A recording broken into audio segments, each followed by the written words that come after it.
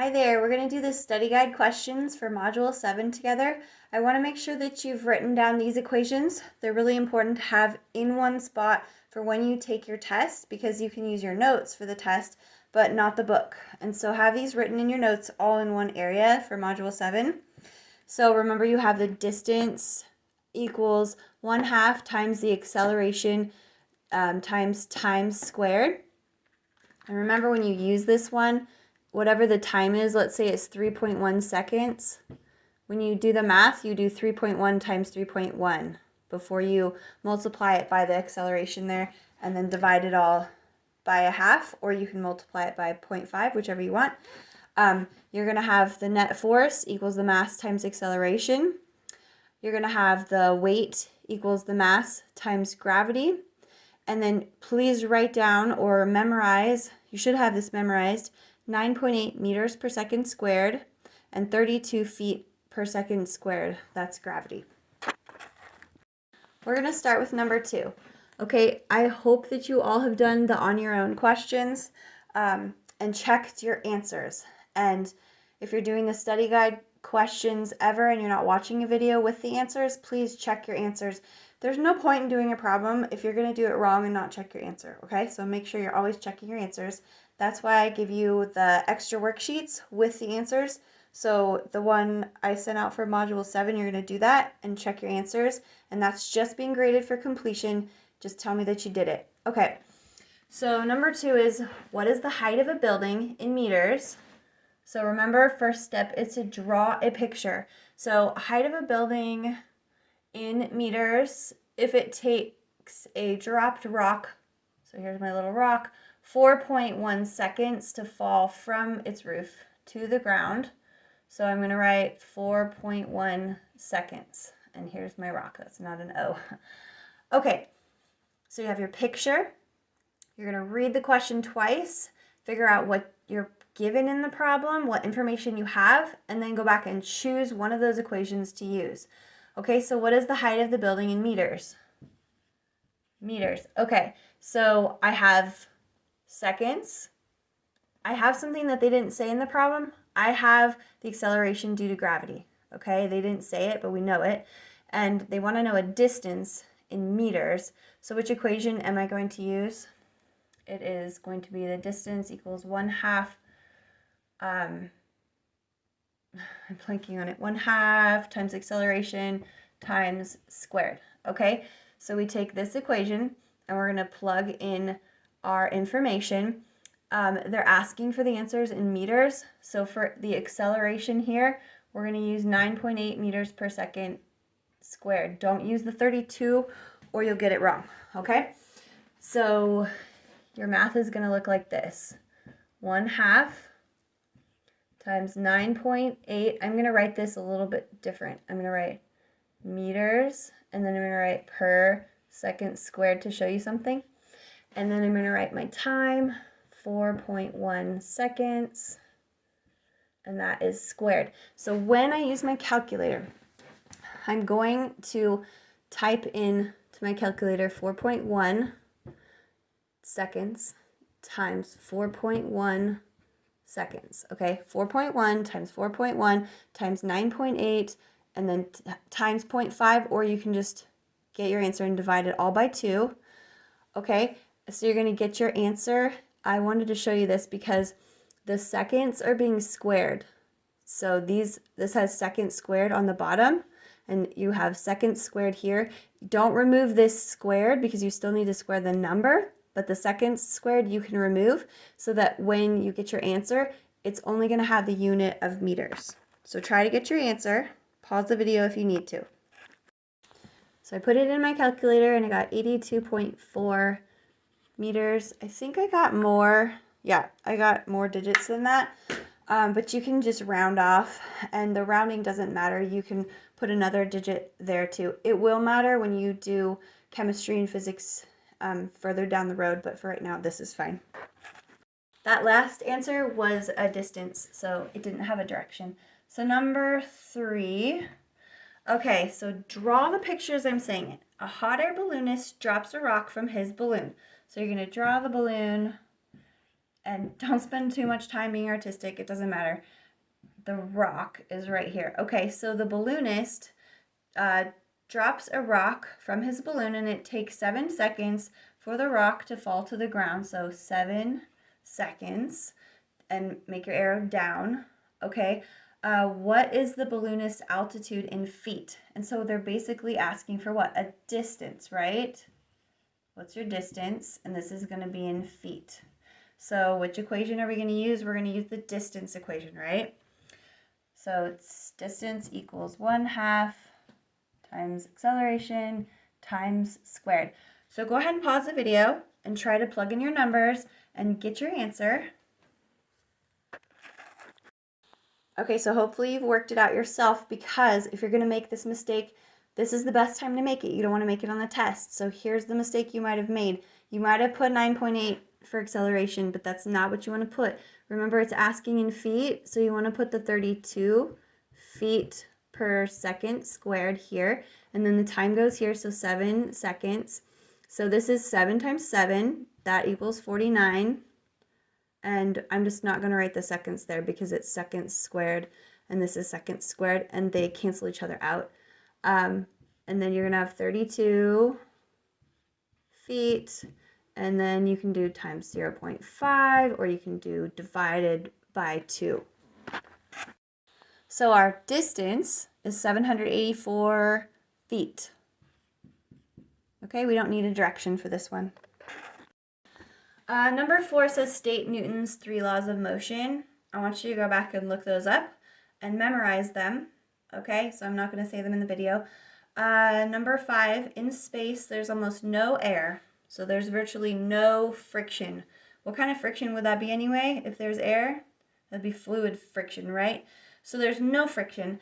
If an astronaut throws a ball in space with initial velocity of 3.0 meters per second west, okay, what will the ball's velocity be in a year? Assume there are no nearby planets. I'm going to give you a hint. There's no math involved. It's super simple. Okay, so there's a reason why it says assume there are no planets nearby, and there's a reason why it says there's no air, there's no friction. It's because of one of Newton's laws. So Newton's first law states an object in motion stays in motion until acted upon by an outside force.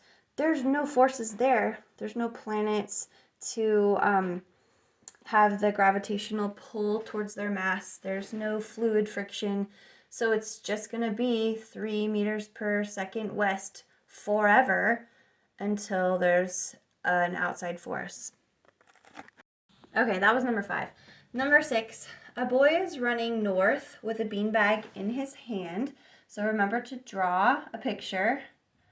He's running, he has a beanbag in his hand, and he's running north. Okay, he passes a tree. I'm not sure where to put the tree yet. We'll read the problem. Okay. He passes a tree, and at the moment he is beside the tree, he drops the beanbag. Will the beanbag land next to the tree? If not, will it be north or south of the tree? So hopefully you've thought about this. So I'm going to change my picture a little bit. So he's running. Okay, so here he is. He's running. He has velocity. The beanbag has the same velocity as him, right? So when he drops it, is it going to fall straight down? Is it going to fall in front of the tree, north of the tree? Because this is north. Or is it going to fall south of the tree? So because this beanbag has velocity to it, his same velocity because he's running, right? It's going to end up continuing its motion this direction, and it's going to fall in front of the tree.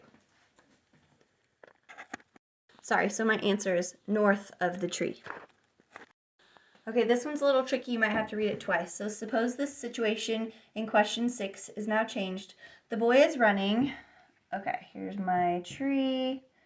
The boy is running. okay? But now his friend stands beside the tree with the beanbag. So here's his friend. His friend is the one holding the beanbag now, okay? As the boy passes, he barely taps the beanbag and causes it to fall out of his friend's hands. Will the beanbag land next to the tree?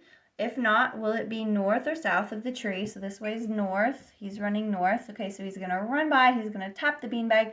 And where's the beanbag going to fall? Is it going to fall straight down? Is it going to fall north of the tree or south of the tree? Okay, the ball doesn't have any velocity. It's not moving. Or sorry, the beanbag looks like a ball. The beanbag has no velocity. So when he hits it, it's just going to be the force of gravity and it's going to fall straight down. Okay, here's another one. So have your paper and be drawing what I am saying. A busy shopper is driving down the road. So draw a car. Here's a car. Okay, and it's going this direction. Many boxes lie piled on the back seat of the car, evidence of shopping activity. So there's boxes in the back. Okay. Suddenly the shopper must hit the brakes to avoid a collision. Oh no, there's another car here. So this one's going to stop. He's traveling this direction. He's going to slam on his brakes to avoid colliding with this other car. Will the boxes be slammed farther into the back of the seat this way?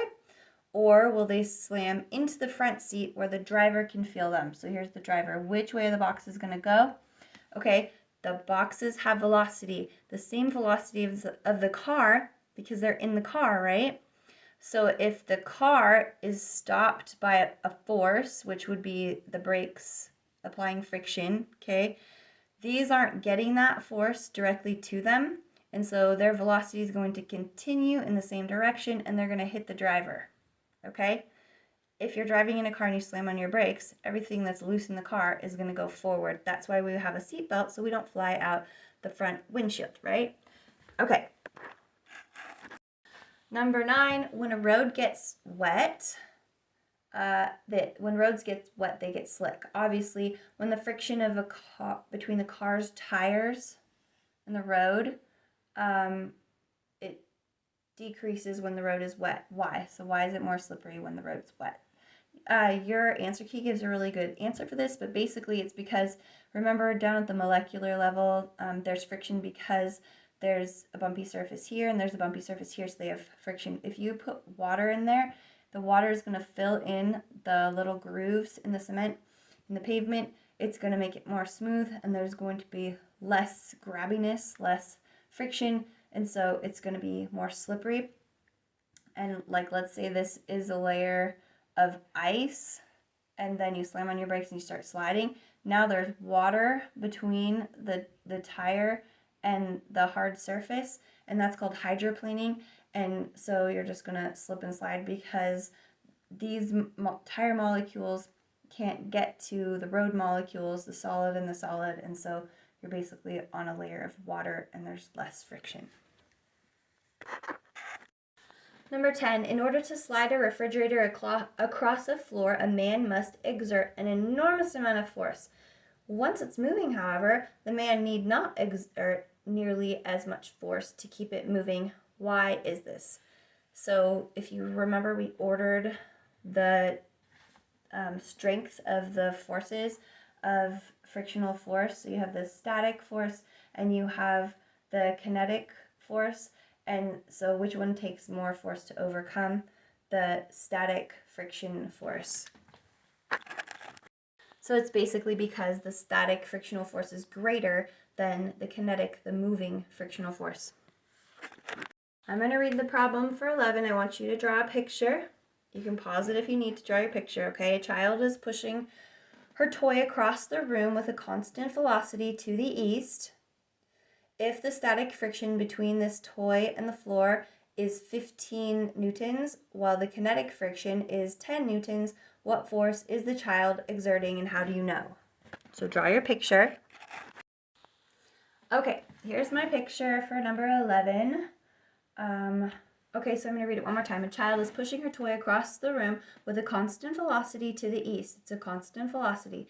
If the static friction between this toy and the floor is 15 newtons, while the kinetic friction is 10 newtons. What force is the child exerting? So first of all, I didn't label this one. This is my static.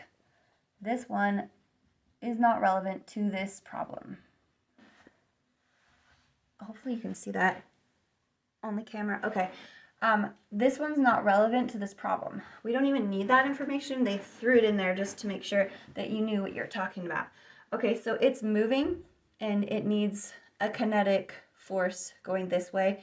If you want to think about it with the math, so you have the net force equals the mass of the object times the acceleration. The mass is staying constant. The mass isn't changing. The acceleration, what's the acceleration doing? This is a constant velocity. When we have a constant velocity, it's not accelerating. So the acceleration is actually 0. And if you have a 0 here, it's going to make the whole thing 0. So your net force is going to be 0. Okay? So down here, you probably want to add this equation to your notes too. So if you have a net force of 0 here, and you have a kinetic frictional force this way, it's subtraction because this one's going this way, this one's going this way. You know that to get 0, you have to have 10 newtons here. So you know that the child is pushing 10 newtons east, the kinetic friction is pushing 10 newtons west, and they cancel each other out, so the velocity remains the same, and there's no acceleration.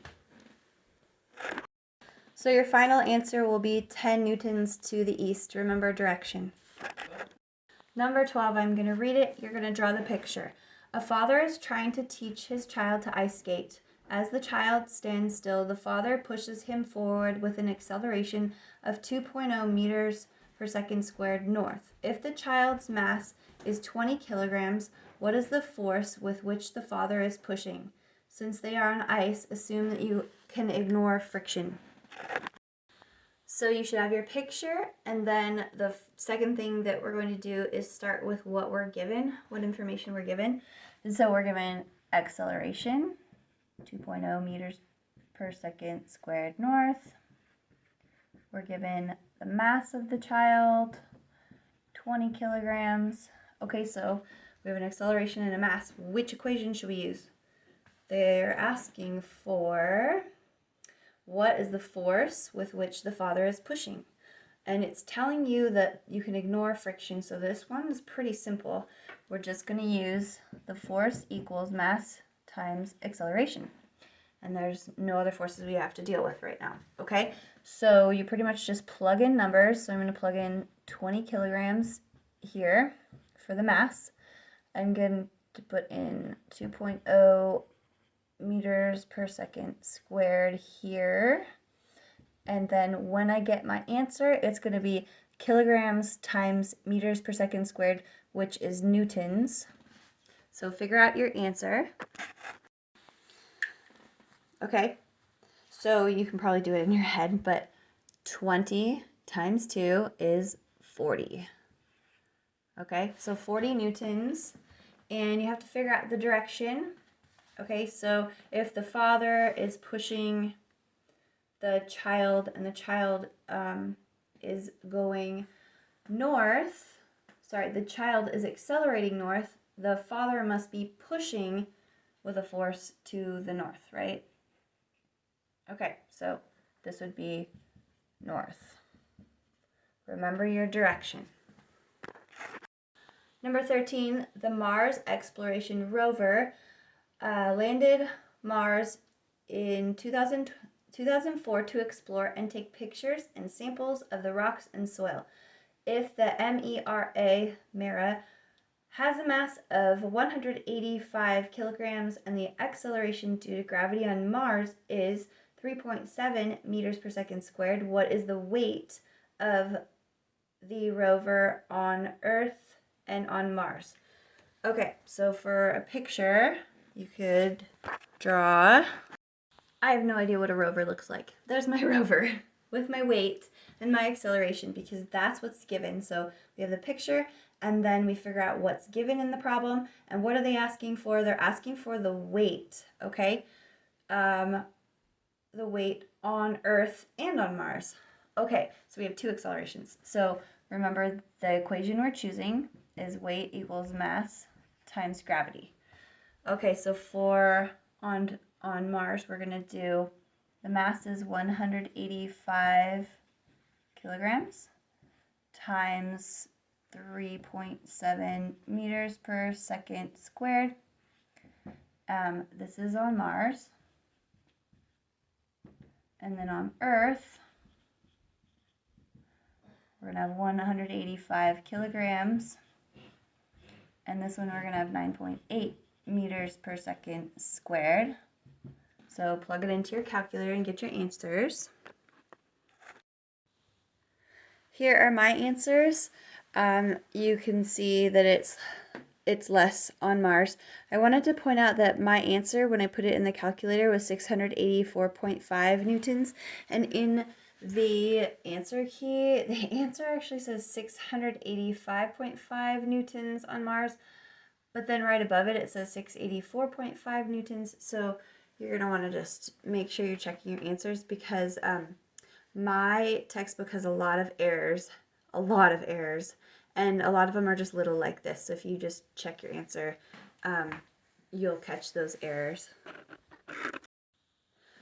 Number 14, in order to get a 15 kilogram object moving to the west, a force of just more than 25 newtons must be exerted to get it moving. So that tells you that that's the static friction going the opposite direction. You just need a little bit more than 25 newtons west against the 25 newtons east. Okay? Once it's moving, however, a force of only 20 newtons accelerates the object at 0.1 meters per second to the west. What is the force that static friction can exert on the object? So we know that just a little bit less than the 25 newtons. And then what is the force, of kinetic friction? First, we need to figure out our net force. And so we have our knowns listed out, and we're going to plug it into our equation. Okay, so force equals mass times acceleration. Our mass is 15 kilograms, and our acceleration is 0.1 meters per second squared. That equals, I'm going to go a little bit faster because this video is getting long. So that equals 1.5 newtons. 1.5 newtons. So this is our net force. So our net force is made up of the actual force, which is not this one, but this one here, the 20 newtons, okay? And this is going this direction, and the kinetic friction is going this direction, so we're going to subtract. And this is what we don't know, and this is what we do know, 1.5 newtons. So we're going to rearrange the equation to solve for this guy right here. And so I would add this to both sides, bring this over here, and then subtract this both sides, bring this over here. So I'm going to end up with kinetic friction over here, and I'm going to have it basically switched.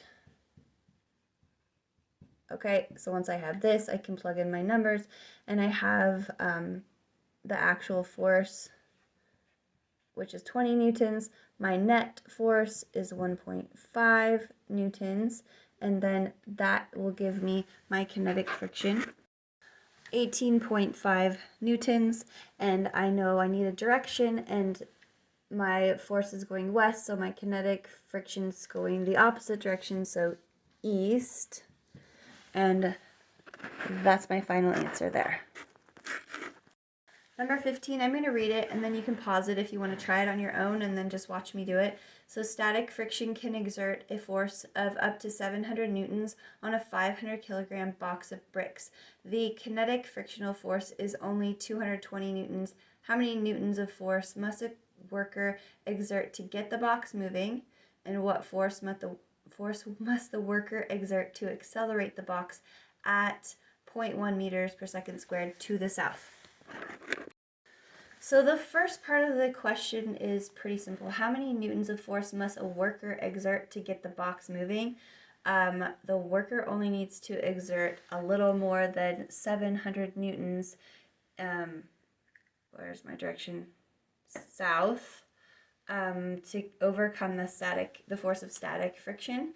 The second part says, what force must the worker exert to accelerate the box at 0.1 meters per second squared to the south? So you're trying to figure out the force of the worker, okay? In order to do that, you have to calculate the net force first. So the net force is that equation, remember, F equals mass times acceleration. So we have the mass and we have the acceleration, so we plug those in. And we get 50 newtons, and this is south. Okay, because that's the direction of the acceleration. So now we need to figure out the force of the worker here. Okay, so we can just use this. This is a sum of these two, and you're actually subtracting because this goes this way, this goes this way, so it's subtracting. It's like adding a negative. There's still a sum. So you're subtracting. You need to rearrange the equation to get the force of the worker all by itself. So what I did is I added kinetic friction to both sides, and so that would give me the net force plus the kinetic friction on this side, and then I just flipped it around, so I have the net force of the worker equals the force of the worker, and the net equals the net force plus the kinetic friction. And so now I can plug in my numbers for those. And I get 270 newtons, and my direction is south. The worker has to push south against the kinetic friction, and that's my final answer. It has a direction. Number 16, in order to shove a rock out of the way, a gardener gets it moving by exerting just slightly more than 100 newtons of force, and to keep it moving at a constant velocity eastward. However, the gardener needs only to exert a 45 Newton force to the east. I forgot to put my direction east. What are the static and kinetic frictional forces between the rock and the ground? Okay, so you know that your static friction is going to be 100 newtons of force, because that's how much it took the gardener, just a little bit more than that, to get it moving. So the static friction is going to be 100 newtons west, okay? The opposite of east. The second part of the question is asking what the kinetic frictional force is between the rock and the ground. So if it's a constant velocity, so you know that your acceleration is 0, which makes your net force 0, okay? And your gardener is pushing with a 45 Newton force one way. Okay, so these are subtracted. So then what would your kinetic friction have to be to get a net force of 0 for a 0 acceleration? It would just have to be 45 newtons also, but in the opposite direction, and so that would be west. Okay? Number 17, two men are trying to push a 710 kilogram rock. The first exerts a force of 156 newtons east, and the second exerts a force of 220 newtons east. The rock accelerates at 0.2 meters per second squared to the east. What is the kinetic frictional force between the rock and the ground? The first thing we have to do is find out the net force, right? And so we have to use our equation. So go ahead and pause the video if you want to try it yourself, but I'm just going to tell you the answers. So I plugged in the numbers, and you get 142 newtons. So normally we would do the net force equals the actual force minus the kinetic frictional force. In this case, it's a little bit trickier because you have a force 1 plus a force 2 right here before you can subtract the kinetic friction. So when you rearrange your equation, you need to keep these two together. So what I did is I added the kinetic friction to both sides. Okay, so then you have the net force plus the kinetic friction over here. These cancel out, so you don't have them anymore. Okay, and then I still need to move it around to get the kinetic friction by itself. So these are added right now. So now I would just subtract the net force here and subtract it on this side. And then this cancels out here, and I have the kinetic friction here. And then this is my equation that I'm going to use. So the actual force is these two forces combined. So plug in your numbers. And then I get 234 newtons. And then what's my direction? Kinetic friction is going in the opposite direction, so it's going to be west. And that is my final answer. Number 18, a child pushes against a large doghouse trying to move it. The doghouse remains stubbornly unmoved. What exerts the equal and opposite force, which Newton's third law of motion says must happen in response to the child's push? So the equal and opposite force in response to his push. His hands are pushing on the doghouse. The doghouse is pushing back on his hands. And what is that force exerted on? It's exerted on his hands.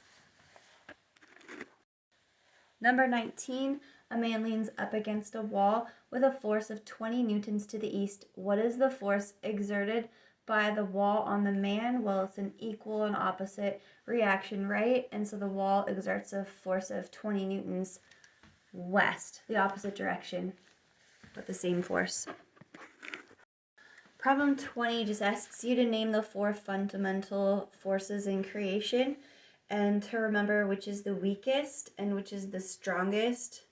Okay, so the strongest is really easy to remember. It's the strong nuclear force, which is inside the nucleus of an atom, holding it together. The weakest is the gravitational force, because remember, if you have the massive, massive, massive sun and the other massive Earth, the distance is what makes the gravitational force weaker. That's why we're not sucked into the sun. And of course, my hands can overcome the gravitational force. Remember that you have an additional assignment that I want you to do before you take the test for Module 7. It's going to help you with the math. And then also write down all the equations for Module 7 and the force of gravity in meters per second squared and feet per second squared, and have it all in one area so that you're ready for the test. And good luck.